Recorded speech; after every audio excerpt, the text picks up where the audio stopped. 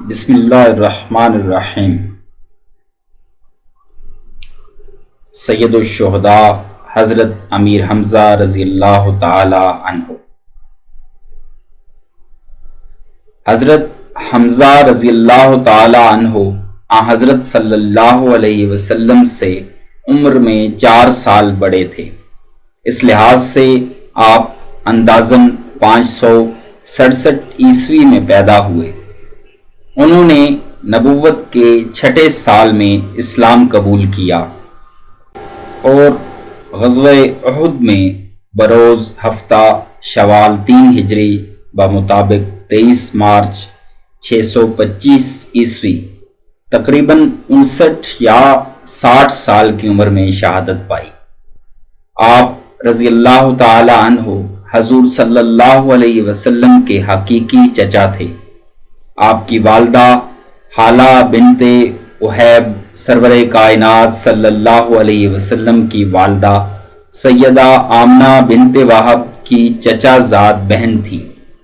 اس نسبی تعلق کے علاوہ حضرت حمزہ رضی اللہ تعالی عنہ حضرت صلی اللہ علیہ وسلم کے رضائی بھائی بھی تھے، یعنی ابو لہب کی لونڈی حضرت صوبیہ رضی اللہ تعالی عنہا نے دونوں کو دودھ پلایا تھا۔ شمشیر زنی، تیر اندازی اور پہلوانی کا شوق بچپن ہی سے تھا، نیز سیر و شکار سے بھی غیر معمولی دلچسپی تھی۔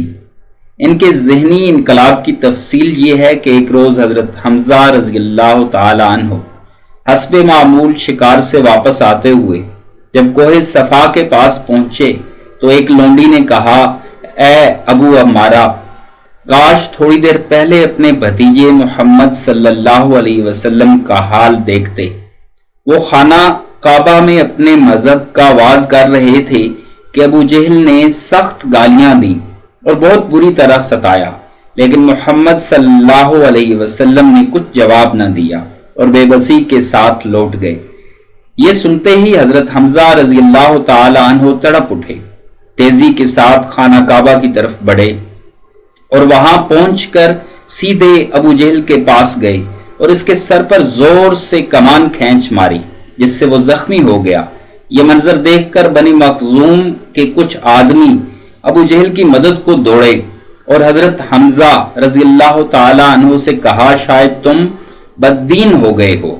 آپ رضی اللہ تعالی عنہ نے فرمایا، جب اس کی حقانیت مجھ پہ ظاہر ہو گئی تو کون چیز اس سے باز رکھ سکتی ہے؟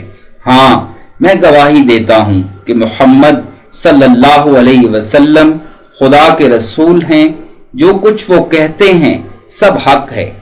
خدا کی قسم، اب میں اس سے پھر نہیں سکتا، اگر سچے ہو تو مجھے روک کر دیکھ لو۔ ابو جہل نے کہا، ابو عمارہ کو چھوڑ دو، خدا کی قسم میں نے ابھی اس کے بھتیجے صلی اللہ علیہ وسلم کو سخت گالیاں دی ہیں۔ یہ واقعہ اسلام کے اس زمانے کا ہے جب حضرت محمد صلی اللہ علیہ وسلم خانہ ارقم میں پناہ گزین تھے اور مومنین کا حلقہ صرف چند کمزور و ناتواں ہستیوں پر محدود تھا۔ حضرت حمزہ رضی اللہ تعالی عنہ کے اضافے سے دفعتاً حالت بدل گئی اور کفار کی مطلق العنان دست درازیوں اور ایذا رسانیوں کا سد باب ہو گیا، کیونکہ ان کی شجاعت و بہادری کو تمام مکہ جانتا تھا۔ لیکن حضرت حمزہ رضی اللہ تعالی عنہ کے اسلام کے بعد ایک روز حضرت عمر رضی اللہ تعالی عنہ نے آستانہ نبوی صلی اللہ علیہ وسلم پہ دستک دی۔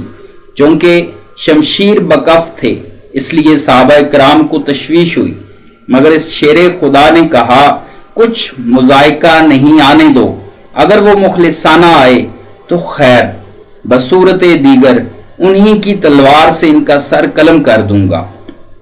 غرض دروازہ کھولا گیا، وہ اندر داخل ہوئے، معلوم ہوا کہ ان کا سر اسلام کی دہلیز پہ جھک چکا ہے اور زبان سے کلمہ جاری ہے۔ چنانچہ حاضرین یہ دیکھ کر جوش مسرت سے اللہ اکبر کے نعرے بلند کرنے لگے۔